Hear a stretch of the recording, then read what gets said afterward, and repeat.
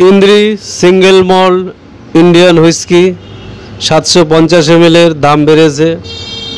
আগে 750 ml এর দাম ছিল 3940 টাকা, এখন দাম বেড়ে হয়েছে 750 ml এর দাম 3950 টাকা।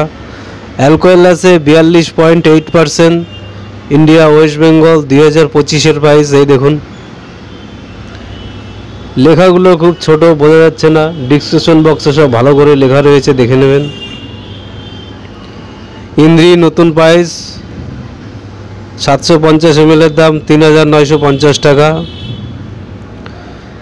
এই চ্যানেলে সব ধরনের হুইস্কি, বিয়ার, রাম, বিজার, ভোডকা, ওয়াইন, কচ হুইস্কি সব পাবেন। সব সিঙ্গেল ভিডিও পাবেন, শর্ট ভিডিও, লং ভিডিও সব পাবেন। আপনাদের সুবিধার জন্য বানানো হয়েছে। এই চ্যানেলে সব পাবেন, কত দাম, কত পার্সেন্টেজ, কত অ্যালকোহল সব রয়েছে এই চ্যানেলে। এই দেখুন, চ্যানেলটাকে লাইক করবেন, শেয়ার করবেন, সাবস্ক্রাইব করবেন। চ্যানেলটাকে লাইক করবেন, শেয়ার করবেন, সাবস্ক্রাইব করবেন।